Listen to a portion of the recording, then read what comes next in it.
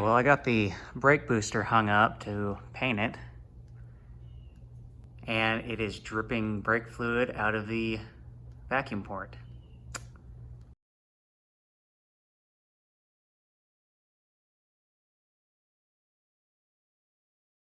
All right, so per usual with the Datsun project, morale is real high, and we're actually making some good progress here.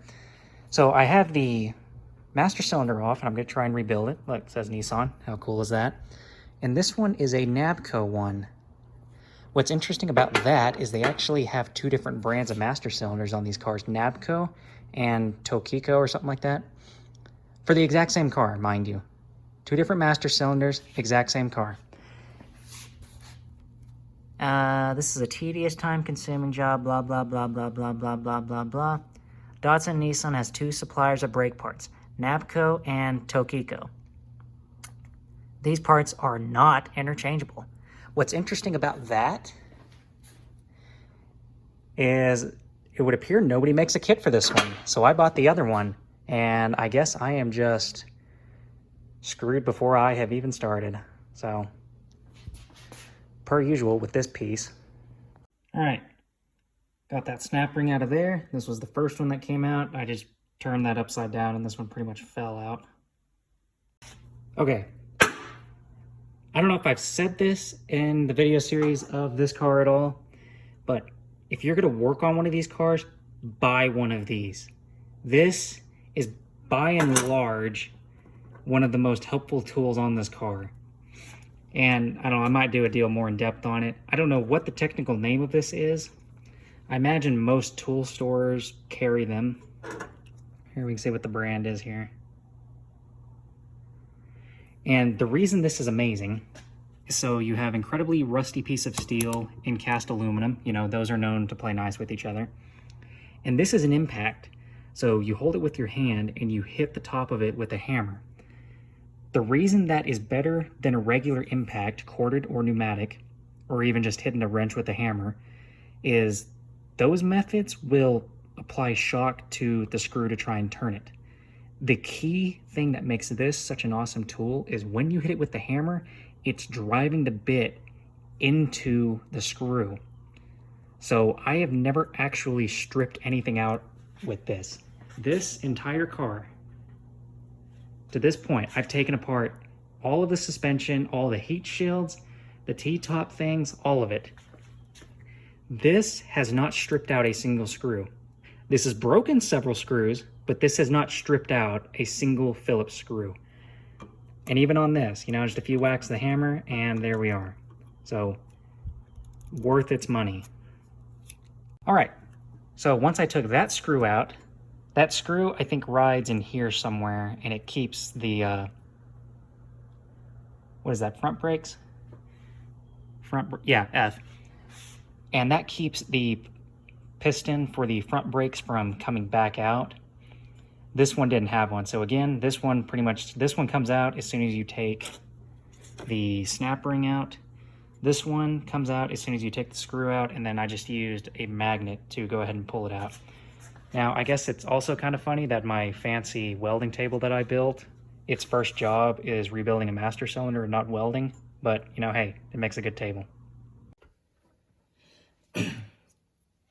Okay, so I just have a wheel cylinder hone that I'm just going to run up and down here a little bit. So I can still see a little bit of crosshatch in there, but there's also some bare spots where the old seals and stuff have been riding for so long. And so I'm just going to do this to try and put some crosshatch back in it and clean out the inside of the cylinder just a little bit.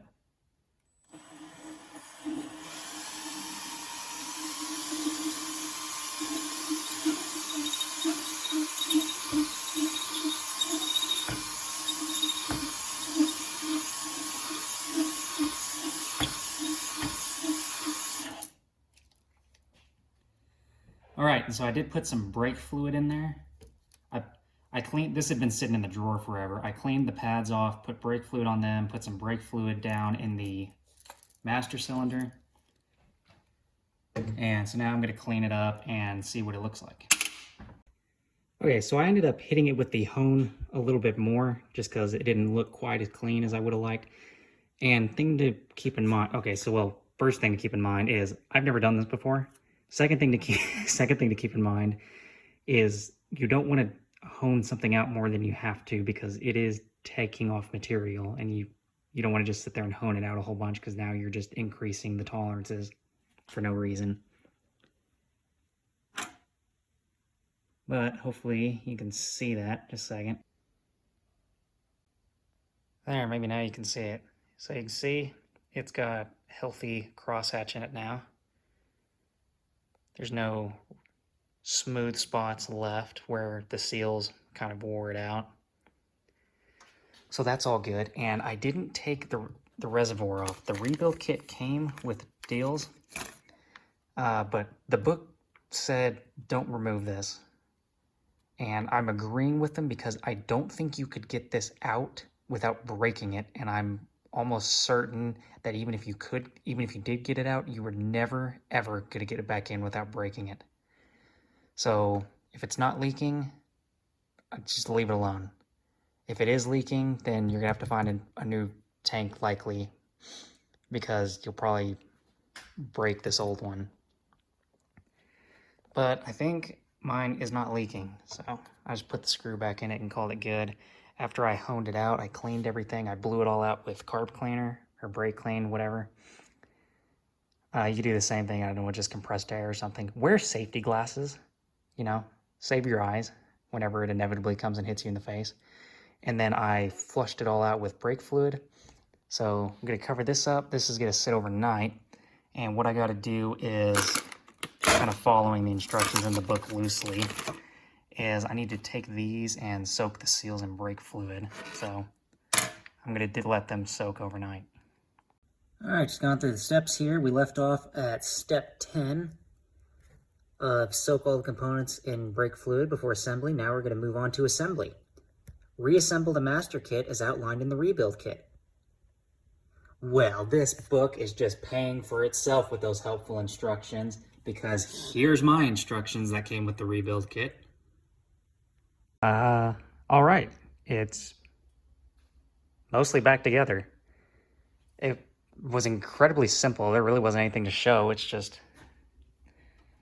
take this guy, slide it down in there, take this guy, slide it down in there. And I just had to wiggle them around a little bit for the seals to get past, but it wasn't a big deal at all. I mean, that was the easiest thing that has happened on this car. So I don't know what the book was fussing about, assuming this all actually worked.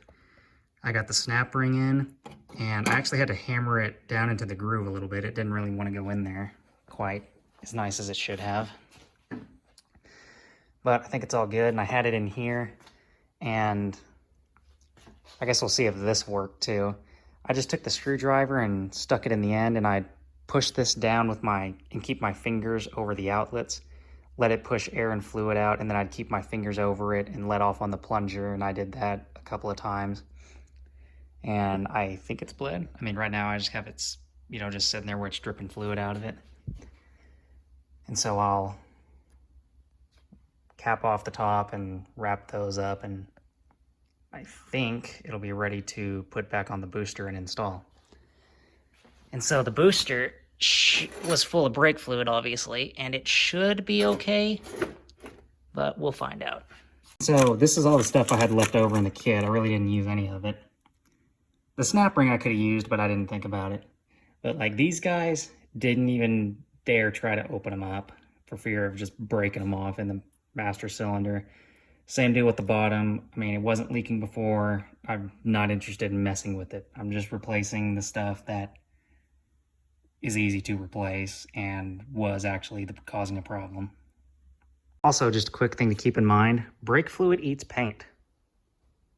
So work on something that it doesn't matter if it gets messed up. So bare metal table was my choice.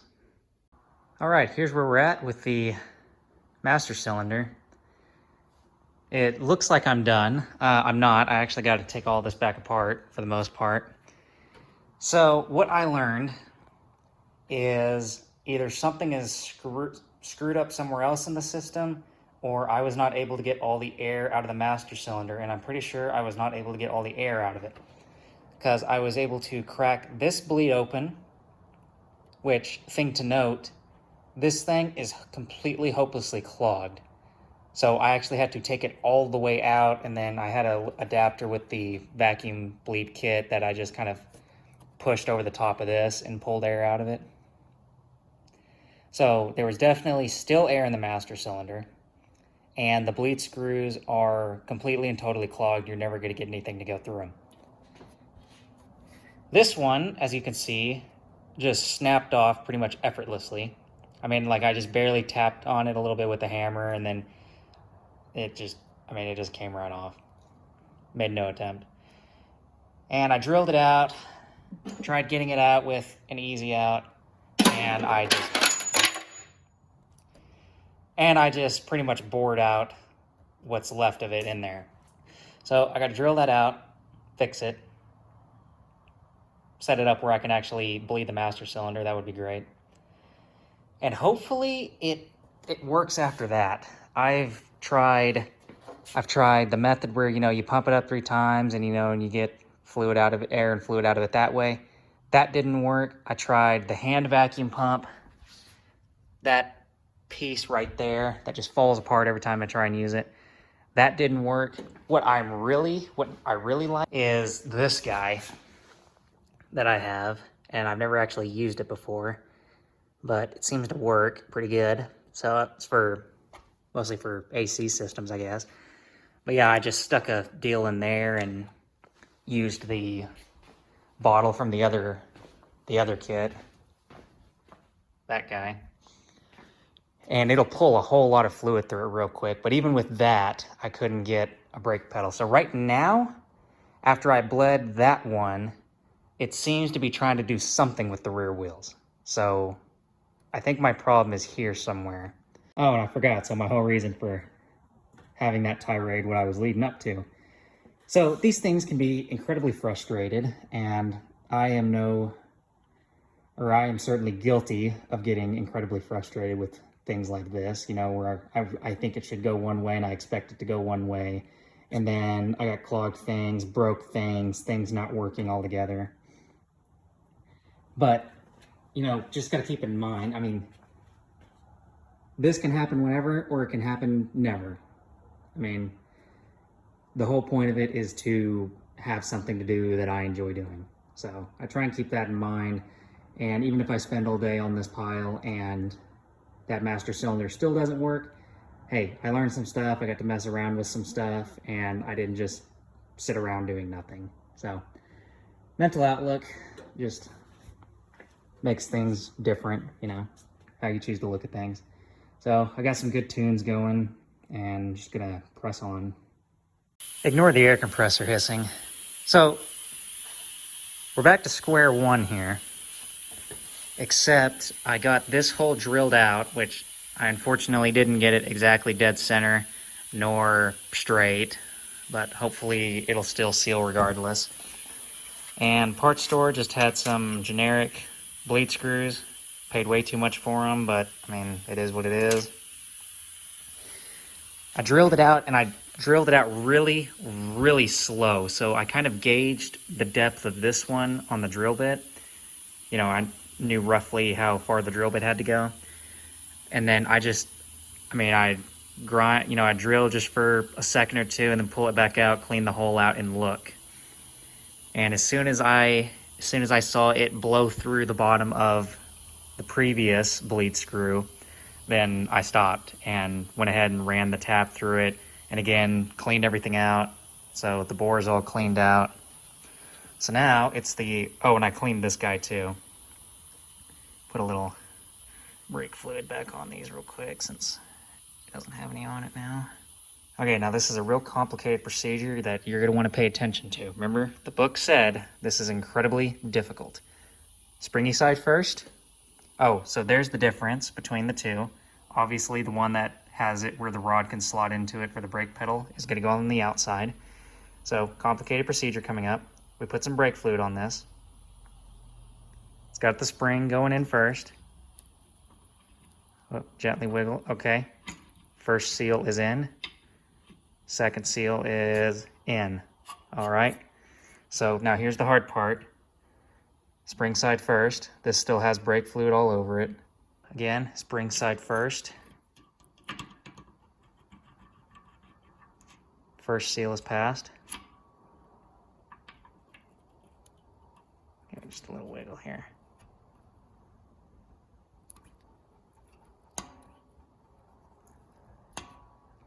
All right. I do believe. Okay, both are in.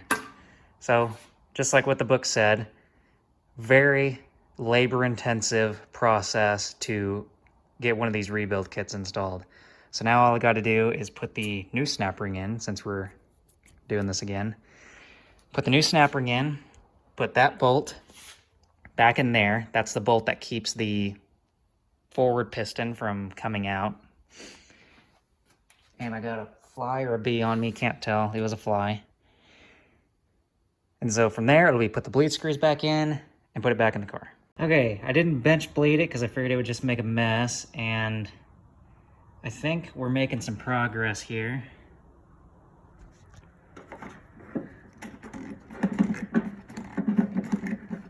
And clearly we're getting air out of it.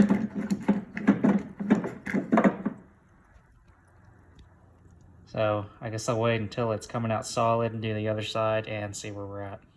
All right, neighbors probably think I'm a little crazy being that I just yelled about brakes working, but brake pedal. I mean, it is all there. She has brakes.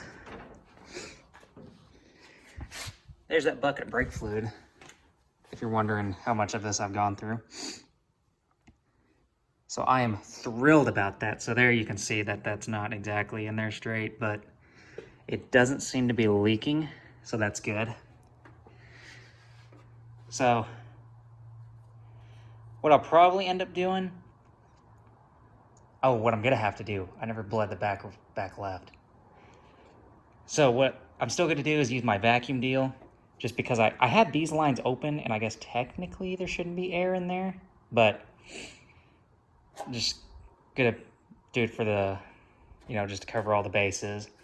These are bled, and so I'll go back and bleed all the rest of them with the vacuum pump, because that seemed to work really, really good, as opposed to the little handheld one.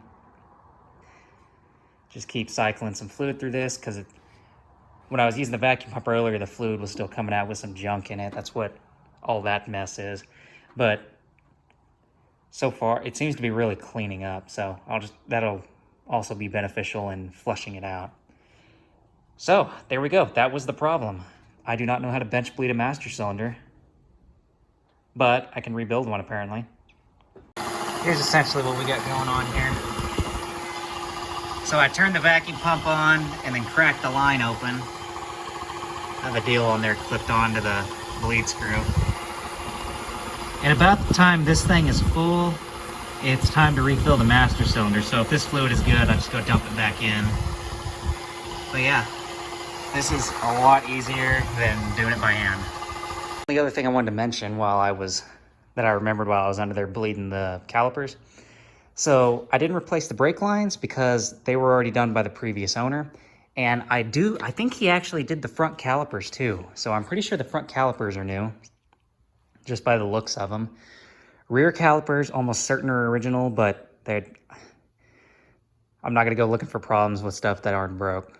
Or stuff that isn't broke. There. I can English at some point. But yeah, so everything all should be good with the brakes. As far as lines, calipers, master cylinder.